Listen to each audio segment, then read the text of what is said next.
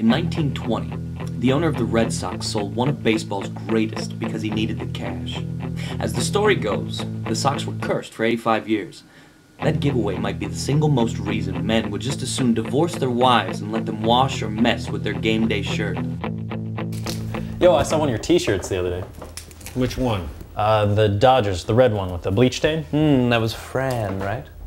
Oh, I know that shirt. I can't believe she's wearing that shirt in public. She rollerblades in the park, right?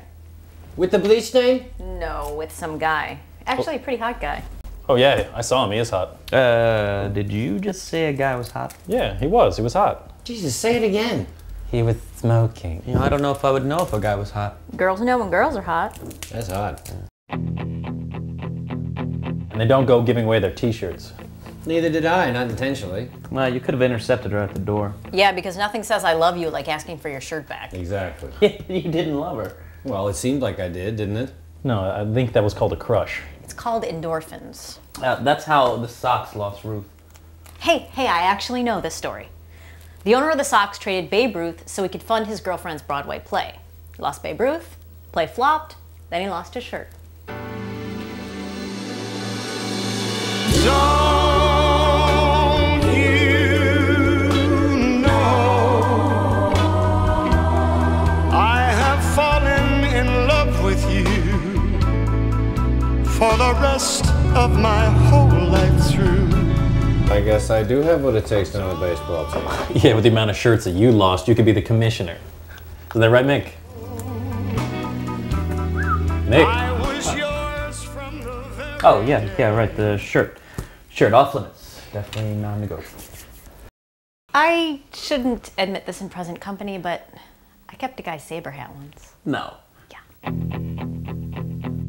You dated a Sabres fan? It's not tough to do in this town. What year? What? You're what? What year did you keep the hat?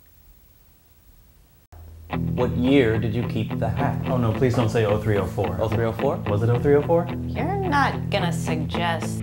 What kind of guy would give away a hat in the middle of the season? This coming from a guy who doesn't even own one.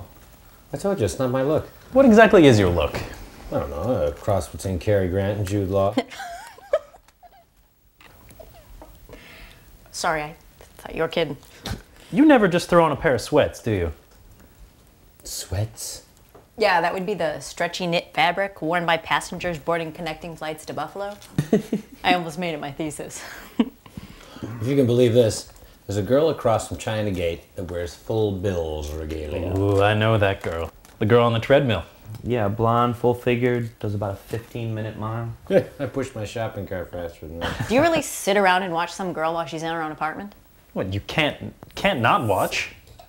Yeah, it's like not watching a train wreck. She's not even attractive. Well, attractive. I mean, what is attractive? I mean, she's not attractive. I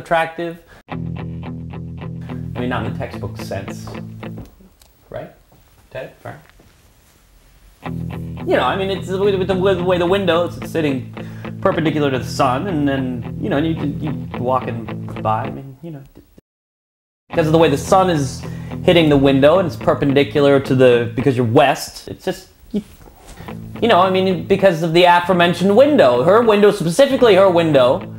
Well, you know, specifically, you're all Peeping Toms. Define Peeping Tom. You, and you. No, a peeping Tom is someone who stalks outside someone's window in order to see what they are not clearly being invited to see. Like with me. Yeah, like with...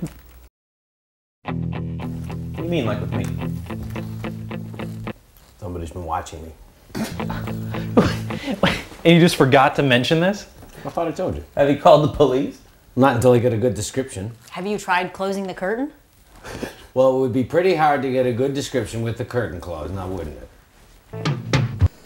Alfred Nobel once said that a successful man was one who knew little distinction between his work and his play, something Tiger Woods and Michael Jordan know a bit about.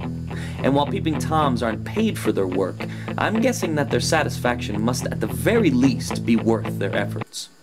Or why peep? So you just sit around in your skivvies knowing that someone is watching you. Like skivvies would be appropriate. Please don't tell me you're dressing for this guy.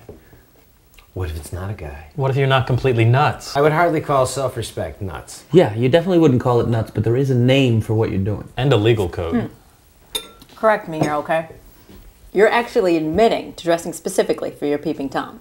Not for him, for me. What, do I look crazy? You don't look crazy, and that is what is so frightening. And why I don't date. It's not dressing.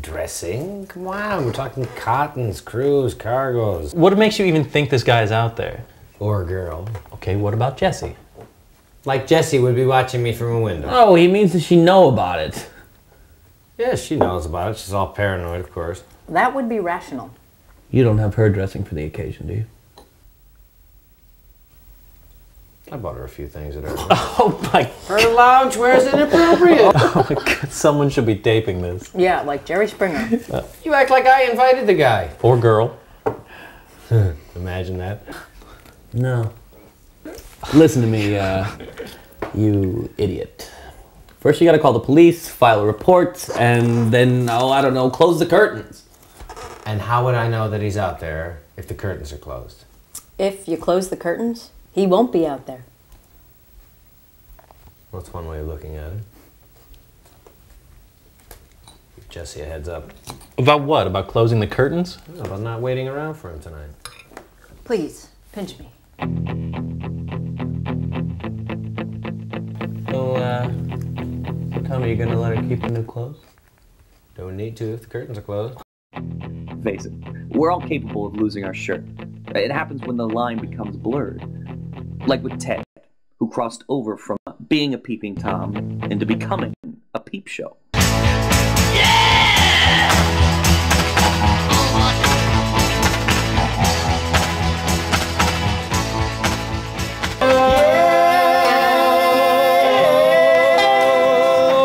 Thank you, Mark Levy!